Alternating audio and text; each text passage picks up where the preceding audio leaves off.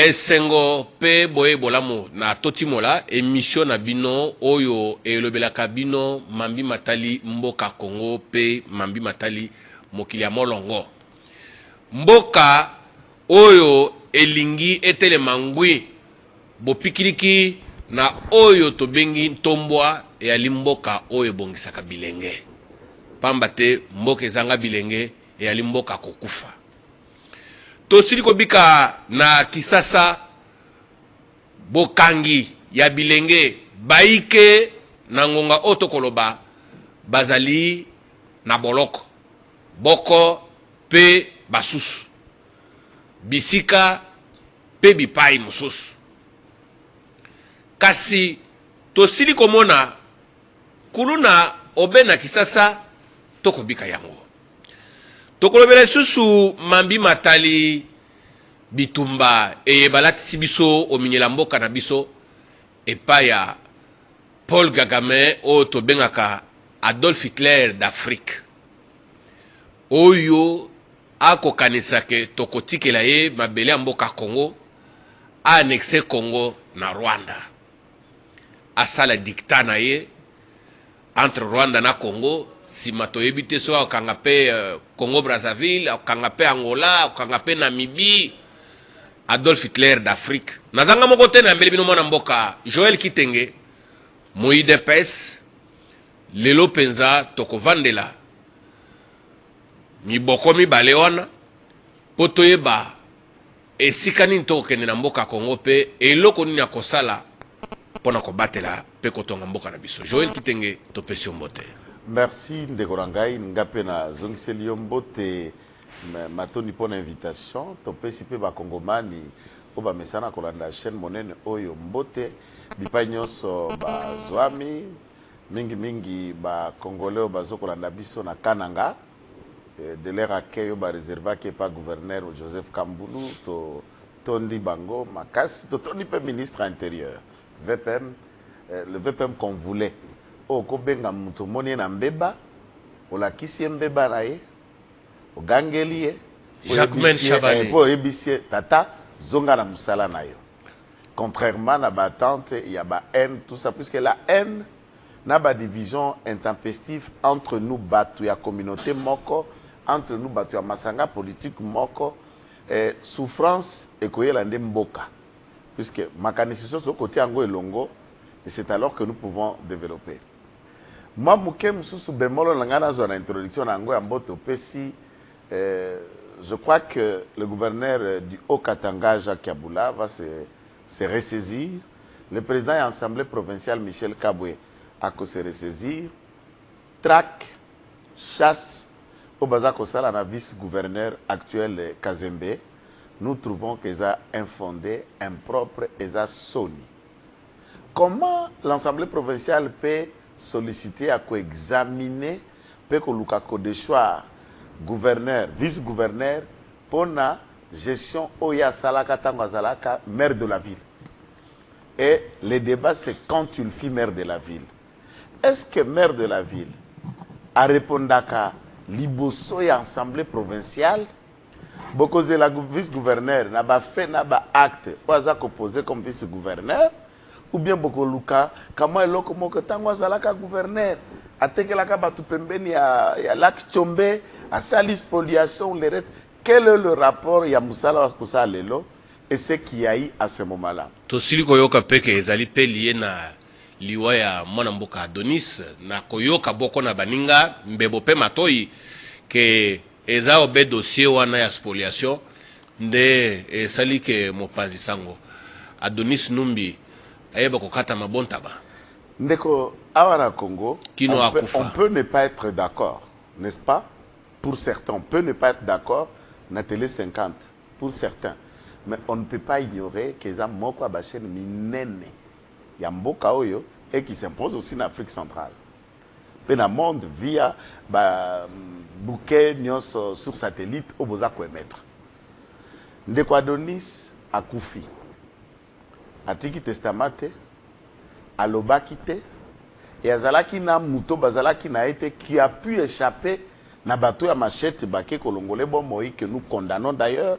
pe toza ko tombela ye molimo na pe manakimia soki lelo bato bakolanda nga na ndako ndeko Kazamba po yo za journaliste et il n'y a pas de politique qui peut se faire connaître soki ayebi journaliste to aleki na maboko ya journaliste te boza ba faiser ya bo ba ko benga lelo ba influenceur ba politique ba leader d'opinion opinion na on po ndima il fallait que pas journaliste je ne peux pas encourager une forme quelconque. Il y a torture, il y a commiselé, il y a assassinat, il y a meurtre. Cependant, il y a Kufa Sima, il y a Kufa qui n'a RTNC. À l'obité, témoins à la quitter.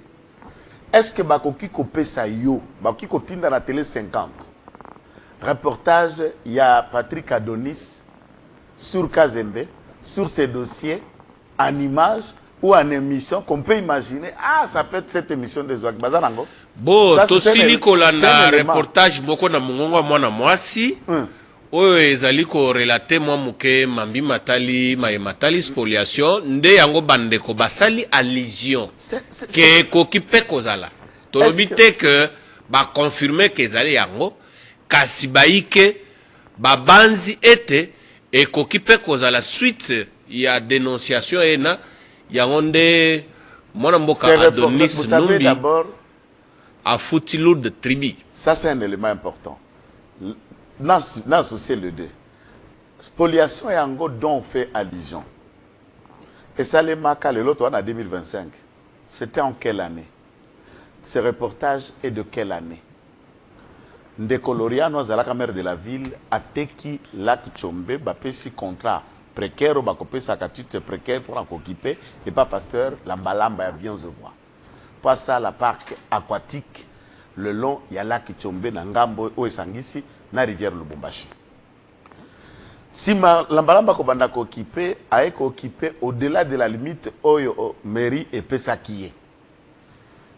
Loriana Longwe, Kazemba est maire de la ville, les inspecteurs environnement, Bakeko inspecté, Sika va trouver que l'ambalamba occupe une grande partie au Azoaki Mikanda na Yangote. À se conformer, et lui, Kazembe, va lui ajouter la partie qui reste entre-temps parc aquatique existe par le fait il y a maire de la ville prédécesseur, il y a Kazembe.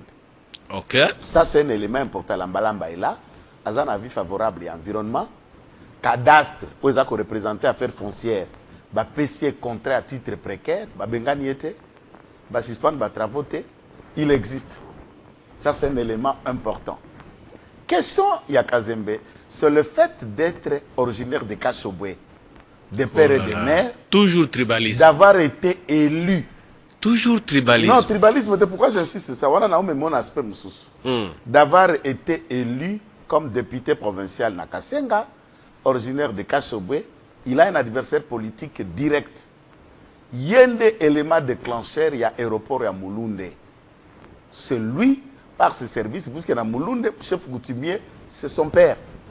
C'est le fils de chef coutumier, né à rendre public, construction aérodrome que Moïse Katumbi construisait. Ce qui a fait que Moïse se retrouve en exil aujourd'hui, c'est Kazembe, l'élément déclencheur.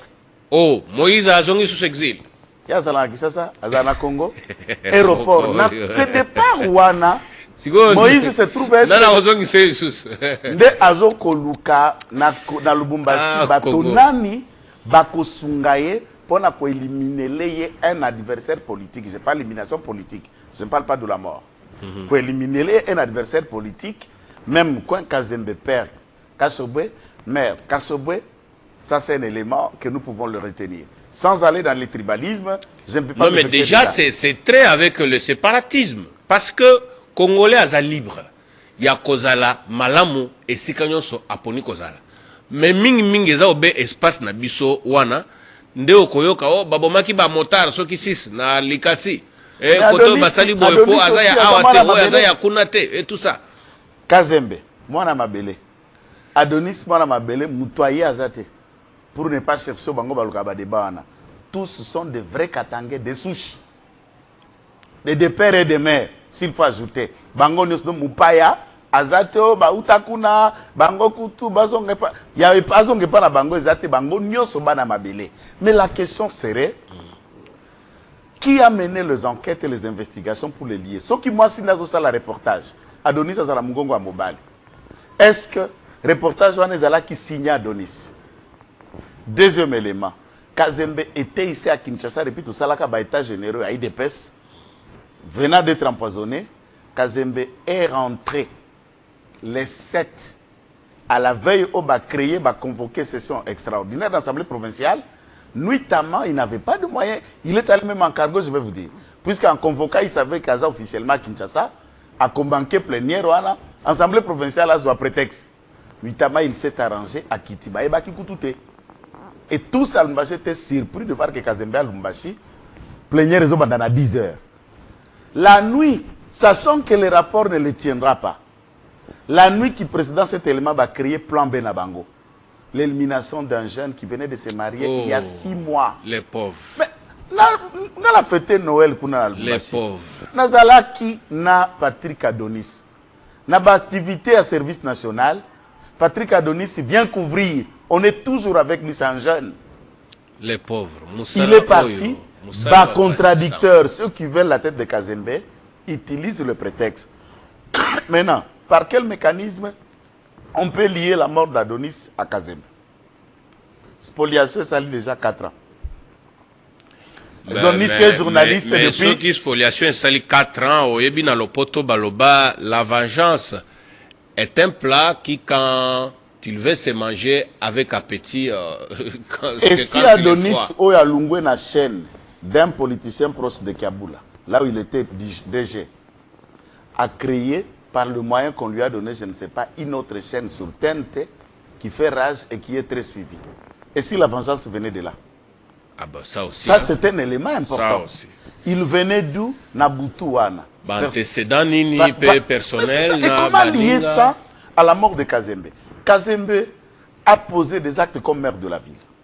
D'où la réponse, c'est de convoquer Oyaza maire de la ville. Est-ce que Moïno Zangi n'est pas le répondre à Makamba Lampadeur, à Makamba Forage, par le fait qu'Aza ministre en fonction? Roubota n'est-il pas en prison par un projet initié par le professeur Guy Mikoulou?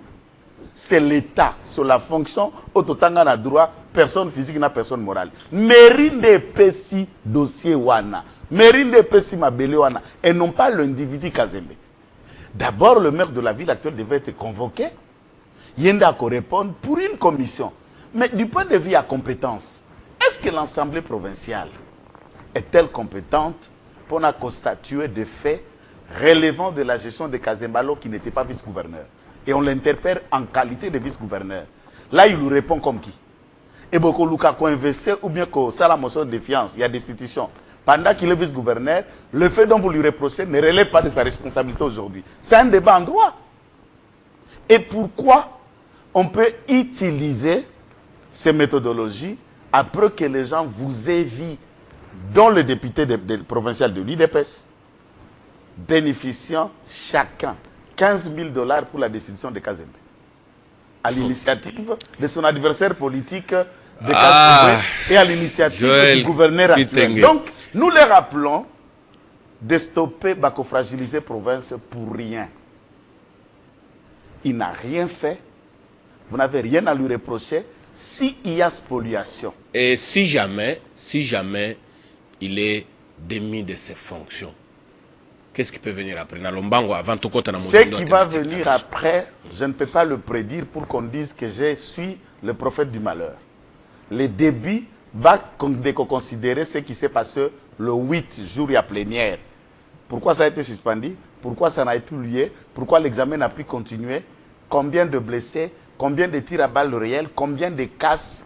Comment le centre-ville a été invivable? Et ça, ce n'est que l'avant-goût. Nous ne souhaitons pas des mouvements pareils. Ce monsieur a tout fait. Être élu député IDPS à Kachobwe, ce n'est pas mes affaires. Très bien.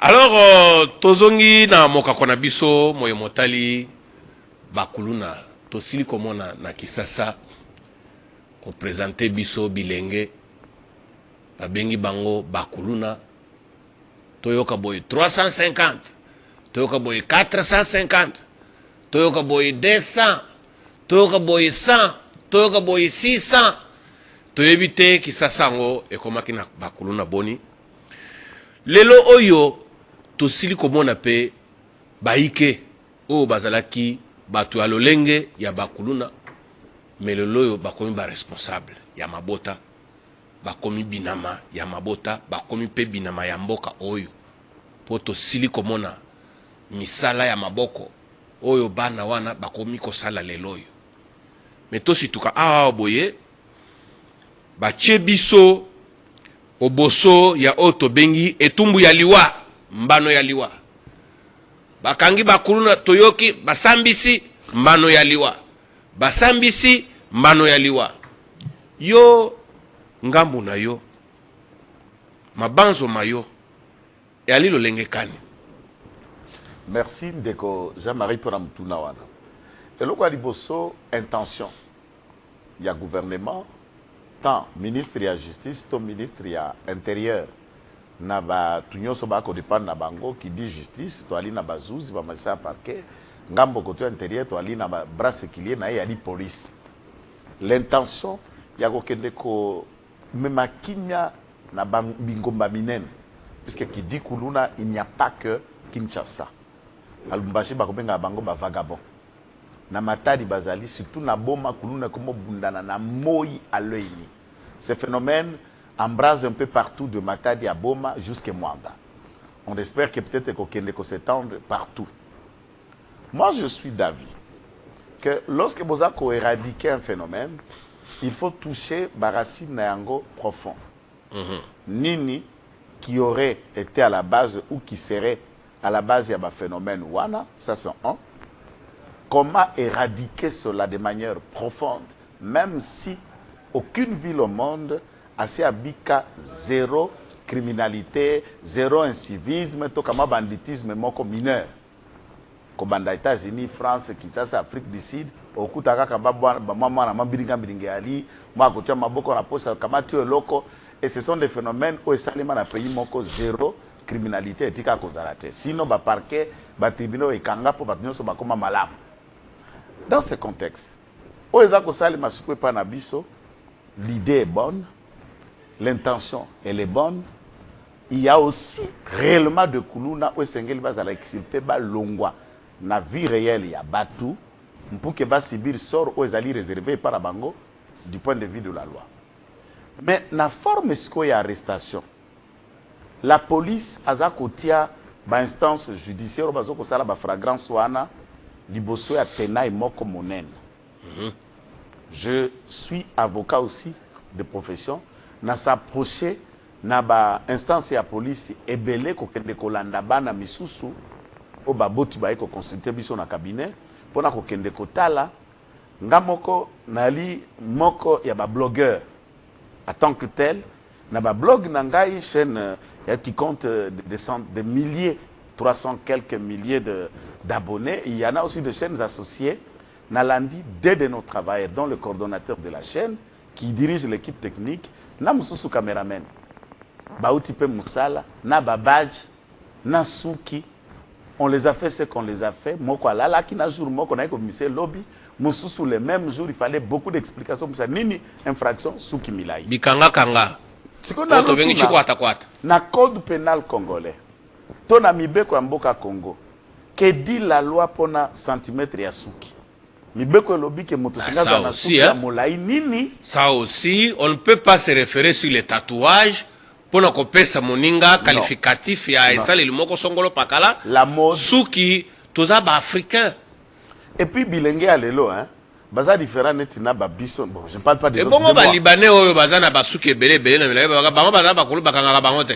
Ceux qui sont qui ont infraction, j'espère que le ministre Moutamba pouvait être arrêté. Ah, ça aussi, par exemple. Il pouvait être arrêté puisque Azali Moko, il y a des autorités, il peut quitter, il peut le même, il y a même un député, il y a un parlement, il y a un Loxwana. Un député, il y a un Lox, c'est la look qui style, on le connaît. Mais tu as dit maman me suspect belé bazali kolela ke et comme ya soki bakangi mwana na okuluna pesa 500 000 francs. Na police. On ne traite pas cas par cas. Le lot, la police connaît ba point focal nyonso ya babandi wana. puisque na sein à police même pas seulement la police mais ata ba simple individu ba citoyen nyonso oyo soko kengiringiri ba koyebi soke base na bango bango oyo soke zando d'abord zando na opération alolenga boyembele zando eza na kuluna lisusu te non baza partout mais bazali kaka non soki akangi oyo analalaka na zando moto akoya na to puisque ça se négocie de 300 à 500 soki 300 500 ezali mwana akokende te peu importe oyo azali bakolibere ye exactement. Alors du point de vue ya droit criminel ya criminologie disons, est-ce que tout criminel aza na basigne na distinctif extérieur eza suki to tatouage comme si tout le kuluna bakataka rate voilà bakataka suki te olingo mabiso na théorie à l'ombroso non bango nde bazosala la théorie wana ya l'ombroso suki oyo aza kuluna non mais c'est révolu ça tatouage baza kuluna zoye atieta ibasi boye zoye boye donc eza na d'ailleurs de vrai kuluna nde tomona bango na quartier balaka très bavard te balaka tala bapake te ah oui hein tubana moko boye mais soki asimbi machette okotelema te tambola na boulevard hein? 24 d'abord au bosso ya commissariat provincial à la police bashege bazawana batandai mulongo bazali ko botola bato ba téléphone butu nyonso yo ko banda 1h tokino nzinga tokei boulevard nano boulevard du 30 juin bakuluna bazali sur chaque arrêt donc bazali ko botola bato biloko ba téléphone wana basimbaka bango te soko kei na Gombe wana quelle avenue n'a pas de kuluna nzinga ba boîte de nuit nyonso wana si on est ba boîte de nuit na butu soko komona boîte de nuit oyezanga bakuluna wana basimbaka bango te soko ba zando gambela zando bitabe tout ça bakuluna bazali ko régner à mettre butu lokola moi différence réalité wenza matete wana basimbaka bango te mais ce que bakuluna to komituna non il y a nous dénonçons la manière de faire il y a police oyo bazako kende avec objectivité objet à kende ko rançonner oyebi lelo soki bako benga ko rançonner pe kokosa bakonzi bisi wana o bako benga lelo kabasel oyo ministre VP intérieur Jacques Chabana kende kopesa na disposition ya police pourquoi benga ngo kabasel ko ya na mai soko koti bisi wana oko bime bilamba ko kaokate papa bako zona chaussette attaque ata montre bako longono na lopete ya mariage on uzana yango soki eza en or soki eza linzanza ba garantie bati soki eza argent balingaka argent te soki eza en or na alliance bazui donc babalio bazui yango okobima bongo et aussi et au vu des autorités qui savent ça nous ne pouvons pas encourager puisque réputation eza kozongela tata mokonzi ah oui hein? Réputation kozongela ministre intérieur quand la population se prenne, ça la politique y a popularité, to ancrage social mokonza sengela tika la kuumela na kati ya mitema ba kongobanité. Et puis la police, tata mokonza simbi presque 2 fois remise en place changement tactique na kati ya FRDC, na kati ya police et umeli mikolo. La police est en train de mourir. Ça aussi hein. Oui. Police eza okena kokufa bisalelo eleki. La seule unité à police où est tondu plus na bajan eza IPHP. Puisque on a bakenda ba détachement baza bagarde ba konzi. En tout cas longonya. La petite territoriale de bengi police territoriale au kuta souciate des policiers, les gens ne veulent plus aller là-bas. Na ba situation moko compliquée, tout policier veut être na IPHP, tout policier nga comme roulage puisque era na coin, okanga moto, okanga trois pina, okanga mutuka moins frère kokota. Il y a un réel problème na police. Il y a aussi nécessité, il y a des officiers, pas des généraux qui dirigent la province. Moutaou Meli, 12 ans, capitaine, major de la police, à la cabine à Kinshasa, a le même service. Kaka na souciat mokwana. Kana souciat mokwana, kaka na district 30 mokwana. Bamsuka 30 ans. Moutazo sa la carrière, il y a police dans ce cas. Ya Roger. Quartier mbeye biye. Ya baleke bele. Na bateki mapa na bashad na tout ça. Kuluna ABC bino bokanga ngai. Soka ka kutana ya Roger yo yebi na moni ndengo botami na quartier oyo. Ba parana ona yebi bang. Oui. Bima ko zongela les sous-te. Exactement. Là, et là, il y a aussi et loko muso esengé to souligner, c'est la politique au sein de la police. Otokobika. Oya koya nduku ikalapa. Atandu kwa za incapable. Ba opérationnel nyonso o biso toyeba o basimba Kishasa. Colonel Kasongo Lungange. Tozana Colonel Freddy Lifenge. batu wana balala katebu tu moi Freddy Lifenga chamo amba bakuluna tout mal à l'aise les loyo politique au sein de la police zala non, il y a aussi un bon département. Parlons par exemple du département à Pécrime. Pécrime non avec la Zoubien j'ai wana mais pour nini bako commissaire général te. Non, c'est ça que je suis en train de vous dire. Musala na efficacité ou ezako salema. Bras sécurité donc wana kutunde cerveau moteur à sécurité ya villa Kisasa mona mobali. Mais dans ce contexte là il y a possibilité à Kosala, à promouvoir. Au bas Kosala malamu, il y a éloigner, il y a sanctionner, puis il y a trouver ceux qui ne font pas très bien, puisque c'est cela aussi la sécurité, l'image du régime, c'est aussi ce que la police fait. Mais pour n'engager pe na lingaki to proposer. Pour n'inte kozone ti pekri mwana ko commissaire ngona indépendant et dépendant ka na commissariat provincial te. Bochele en général neti la zouana aza indépendant asala ka musala na ye parallèle na la police mususu pas batte sangisa okomona ceux qui pression outil par exemple lokola système ya batela kwanga mokonzi ale bito traquer bakulu di bokangela nga 2000 kuluna alende siko bi kwata mwana classe bakangi kuluna étudiant auti classe bakangi kuluna travailleur auti musala bakangi kuluna potoko kisakaka mutangu mokonzi ayeba ke nazo sala musala malamu. Mais en tout cas il y a beaucoup de propositions dans la loi où esalema qui n'attend je suis à mokonzi Kabila à l'époque il y a réforme il y a la police esalema qui n'a pris il y a nani il y a ONU il y a MONUSCO voulais-je dire. Et il y a eu beaucoup d'ateliers de réforme, même les commissaires comme ça. Ils ont même la commission à réforme. Il y a la police nationale, 4 places. Soit Bokaboli Kishasa en 4 districts par exemple, non. Et chaque district avec son commissaire. Problème, ils ont commis tout dans les lots, services spéciaux. Oyo Bazana étendu d'action à Bango, les pays, pas la province, mais le pays, Nazaka Pembe Nyaipe Kinouana. Baza ba voisin, ba pesa mir nde kaboli ba. Baza inefficace. Puisque c'est un service, entre guillemets, il y a renseignement au sein de la police. Très bien. Qui en amont, Bango Bali loko la DEMIAP. Ah, il y a la police. Loko la renseignement, il collecte toutes les données, Bako pesa ce qu'on a ba unité active pour passer à l'acte, pour démanteler les réseaux. Lorsqu'un phénomène est oumeli, qu'est-ce qu'on fait? On forme aussi les policiers et des jeunes policiers à devenir des Koulouna. On les forme, on les injecte dans toutes les bases. Et comme ça, ils peuvent aussi facilement détecter. Exact. Baninga Moussous. Comment ça fonctionne, comment ça se fait, comment les réseaux opèrent, Bakuta Nakawap, Oyavan Nakawap. Donc, Erazo Salaya Salande Repertoring, il y a adresse, il y a coin. Il y a mode opératoire. Tout. Il y a air. Il y a bisika biike. Et Bokobanda Kolokota n'a pété, vous les extrayez. Ils ne le feront pas puisque un tel travail, une telle démarche de Koja-Marie nécessite beaucoup d'argent. Puisque au hasard, Bozo qu'on injecté pour infiltrer, court le grand risque d'être repéré. Il faut l'agresser. D'être tué. Il faut l'agresser. Mais c'est trop risqué. Et Ezakoluka, moyen de démanteler. Troisième dimension à Souka, il faut réfléchir dans le cadre juridique. J'ai assisté dans certaines audiences de flagrance. Il y a Zakulu, Naza Bandi, et banditisme ne baza coopérer les lots. Ezali distinct dans le code pénal congolais et Tiama Outo 1940, le code toujours appliquer les lots.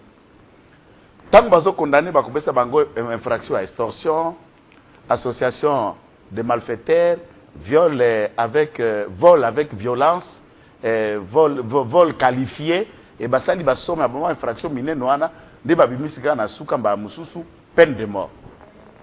Maintenant, ce phénomène tel que ça a évolué, le législateur doit trouver une infraction qui s'intitule en elle-même Koulouna. Na ba élément na yango ya composition, na sanction réservée, ya mutoza reproché de cela. Ko esika mubeko ezali miwet, moyen ko établir pe. Mais on va à la haute. Mais au kokuta en fois, mususu pour établir et démontrer qu'ils font partie d'une association, à des fois c'est la fabrique d'un côté, il y a ba officier. Je vous prends un cas isolé. Dans le district ya Kalam, ça n'a pas été terminé, district ya police, place où on a des auditorat qui est cour tribunal de garnison qui est siégé pour Nabana. Babimi si victime moko be fi abimi. Oh la kisa mutasala ki o mabena go pake na fulo na Abana wana aponia ya moko. ya ya wana ye batelemisa bibotoko banana ndenge aponi po tokoyeba eza fragrance et tout ça mana mwasi oyo kofunde pona ndo te ngai na ye apona makambo ya viol bakati caméra ba décréter huis clos. Alors je me demande, le viol est une infraction punissable en droit congolais qui peut aller jusqu'à 20 ans d'emprisonnement. Est-ce que oyazako commettre viol na mibeko ya biso ya Congo viol mutako za la puni na peine de mort pour viol? Est-ce que le violeur est réellement kuluna ou il a commis une autre infraction qui n'a pas de rapport avec viol kutezana ba aspect belé oyo esengel to bandana no kolandela? Est-ce que ezali passionnel? Est-ce que bazalaka ensemble? Puisque la fille semble être mineure et l'autre dit oh bakala qui est de force, akala qui est de force. Qui dit viol les akaka forcément acte sexuel. Viol les ana il y en a beaucoup d'éléments. Alors devant ces faits, je me suis dit, est-ce que police tango sangisa bano atinda bango na auditorat, atinda bango na parquet batinda? Est-ce que bazako kede na ko disséquer, c'est à quoi on reproche celui-ci? Bazoko ça la traitement à cas par cas pour en arriver à une conclusion que bango nyoso baza bakuluna. Quand on essaie maintenant d'entrer en profondeur, vous trouvez que le fait bango nyoso a des fois baebanité baike kutana kana police kuna. Ne baike kutana et on les assimile, va présenter ou ramasser tous les restes. Donc dans le fond, nous risquerons, l'intention elle est bonne, que nous encourageons, nous soutenons, nous risquerons à condamner quelquefois innocents et nous pouvons d'un côté commettre l'erreur, il y a qu'à généraliser ces cas et nous mettons tout dans un lot, mais il y a et déjà bon appel.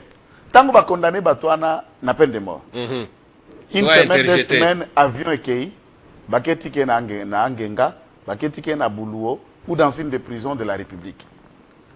Entre-temps, il faut être rejeté par exemple appel. Parce qu'il y a un droit à défense. Maintenant, procédure on est comme ça les mandengenine.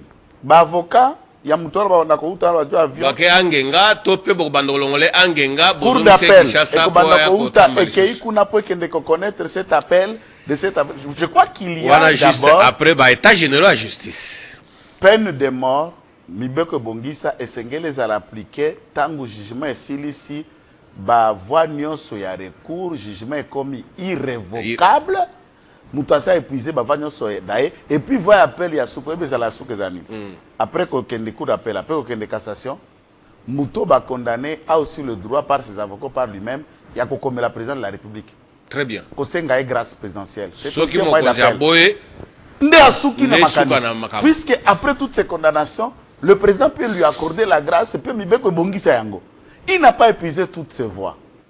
Tout de suite, il doit être exécuté. Je voudrais bien, mais je crois, je ne soutiens pas les ONG qu'il aille se faire voir. Côté Baokenda. Peine de mort et bongisa bin accord pénal nabiso, moratoire, tout de suite au Longoli yango, mais ceci ne nous donne pas le moyen yako kende na yango tout en bafouant un droit sacro-saint ou yali droit. Il y a défense. Joël Kitenge, est-ce que Nandenge Makambo Makoleka Boy Ndenge Petomoni Basambisi Baike Basi Bakateli Bango Etumbu Yaliwa Mbano Yaliwa Boma Bongisi Okati Wana Ata innocent Moko Asili Kozanga. Il arrive aussi dans la procédure organisée que j'ai suivi certains. Avant la condamnation, il y en a 15, 8 baza acquittés.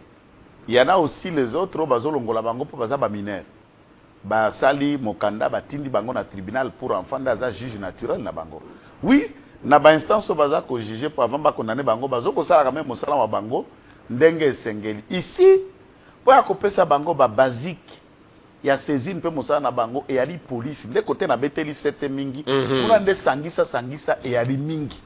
Melio liboso poto et poto mais la vitesse il y a bana baza par exemple à 40 ou 37 rapidement à une soirée à 2 3 heures 4 heures le procès est terminé Batora Basengue Bazala condamné, est-ce qu'on a vraiment instruit? Est-ce qu'on a vraiment compris tout ce qu'il y a eu? Et connaître aussi les problèmes à fond.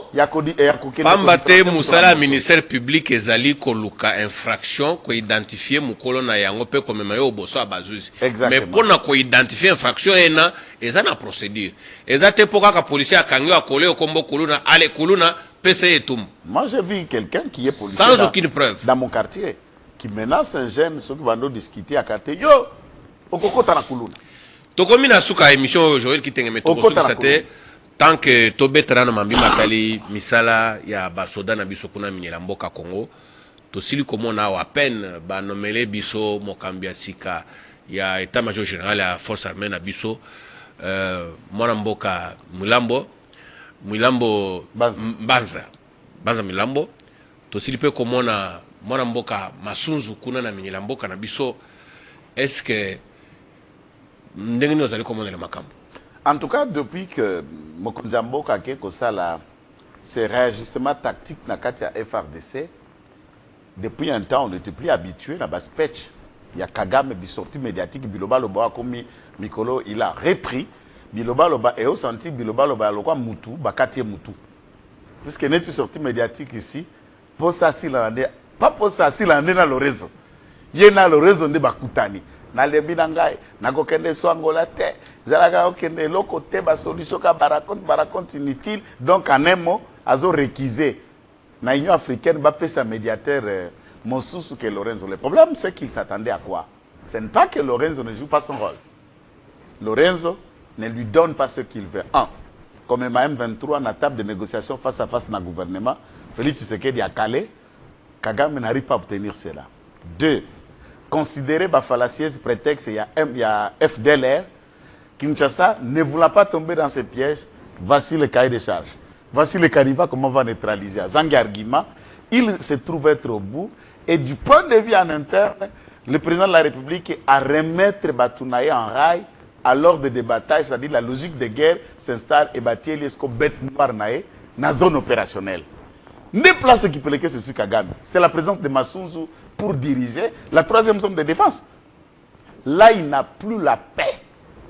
Du point de vue diplomatique, coincé. Azalaki soutenu par Neve Nae Mouoz, qui n'a battu tout le reste, acquis par la République démocratique du Congo, Neve Nae Alungwe Kutuna X, a décidé qu'il n'utilisera plus le compte X à Kolobalisou, à Kokota, et le gouvernement a menacé l'Ouganda d'arrêter la coopération et les éléments.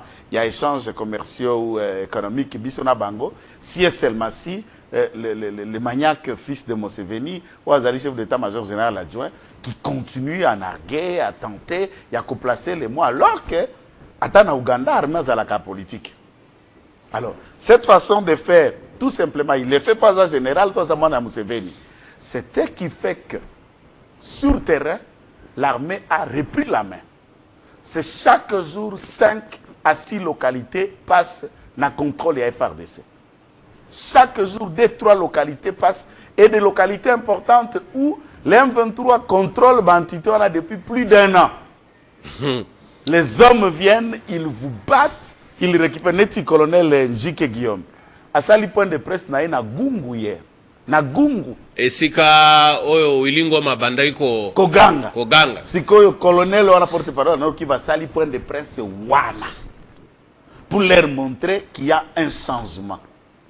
Au-delà de tout, Atako va bénéficier d'un appui logistique. Il y a des pays où des propagateurs, il y a balkanisation, il y a communauté dans notre pays. Exactement. La résilience, la force, il y a Wazalendo.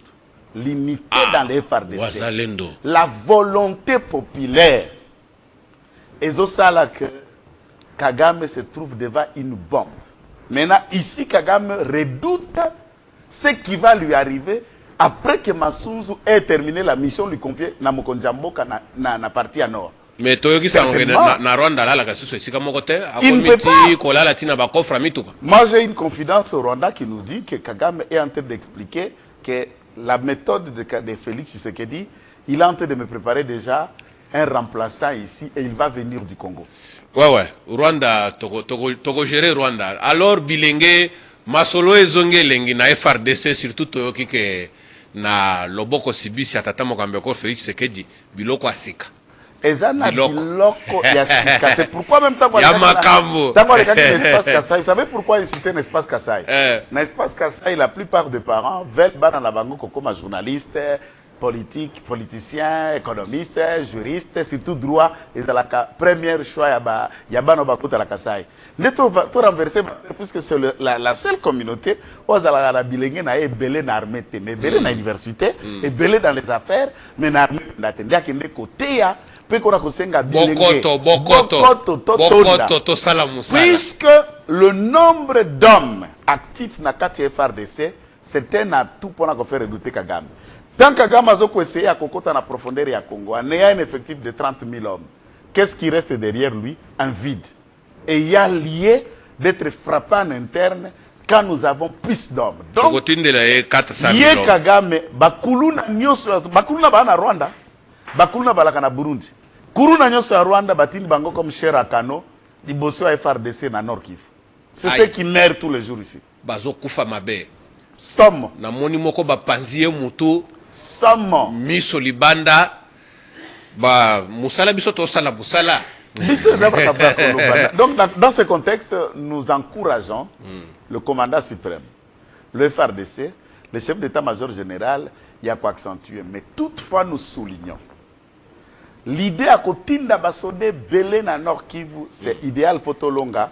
Mais attention, na ba renfort wana to côté na Nord, to tika ba couloir, oyo ennemi a créer un nouveau ailleurs. Surtout, tenons compte de l'effectif que nous laissons en Ituri. Surtout pe biloko.